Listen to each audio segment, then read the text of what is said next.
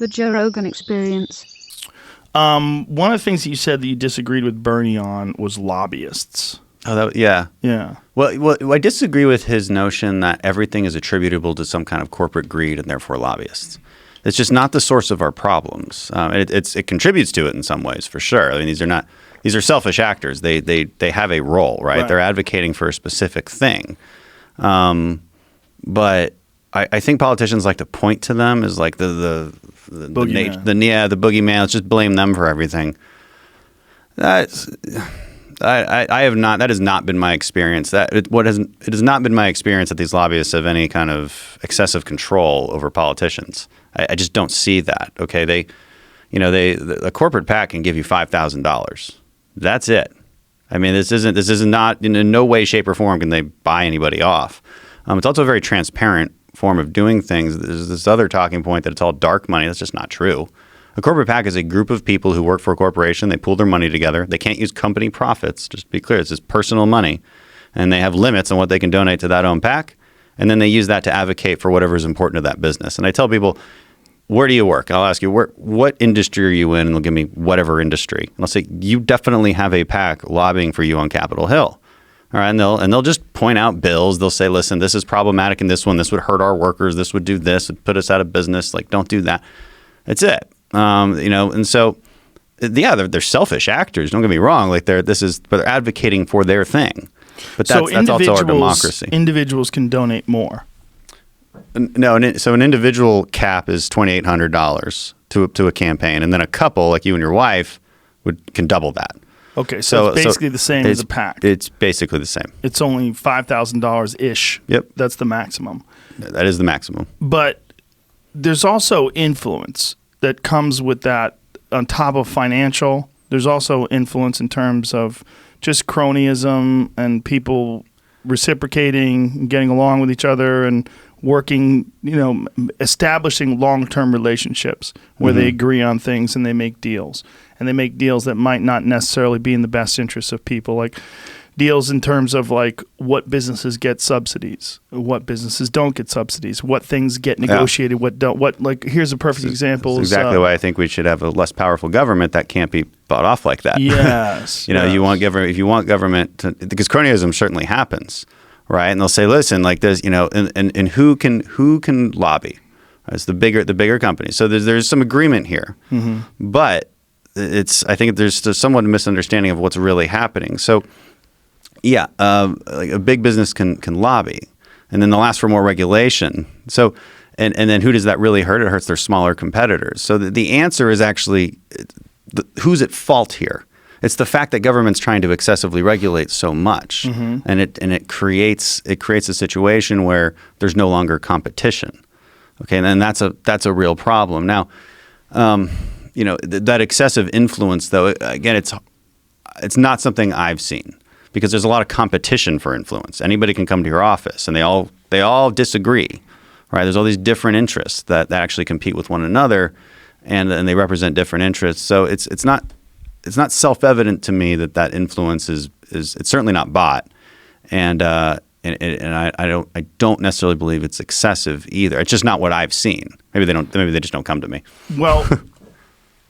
When I think it was Northwestern University did a study recently where they showed the public support for policies and public support for bills and how low the public support is in comparison to things that get passed, and how when the public it was things that the public absolutely wanted, like across the board, had something in the range of a 30% chance of getting passed through.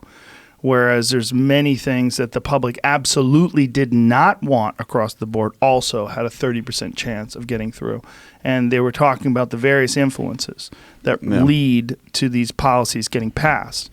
Now, the argument is that you're electing representatives. Those representatives don't do you justice and pass bills and enact policies that would help your community and help you. Then you elect them out of office. But the damage gets done while they're there.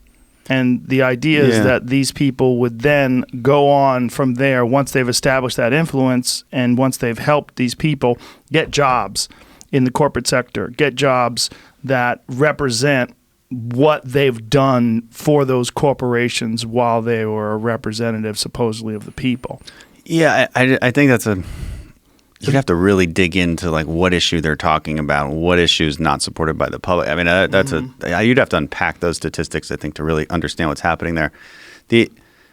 But I think that's too cynical of a way to look at politicians. I don't feel that way about my colleagues on the left or the right. Well, how long have you been a congressman? 7 months. So I just maybe it's like 9 months in they start coming to you. Maybe no, we meet with them. It's just like they don't have this influence. They're not. I mean, listen, they present they generally meet with lobbyists that they already agree with you, and they're generally bringing up very minute things that you just would never know about if they didn't bring that to you.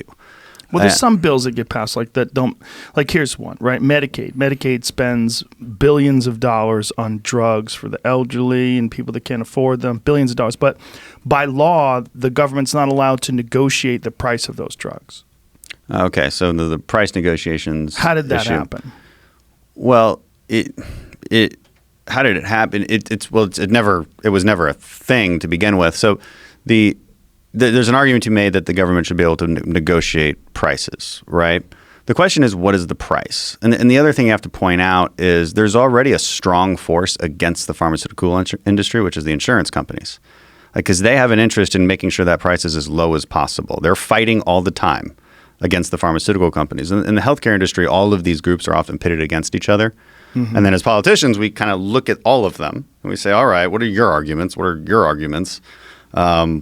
Is what you're saying really makes sense? And then we have to make those decisions based on the overall good, but you're going to piss everybody off when you do that.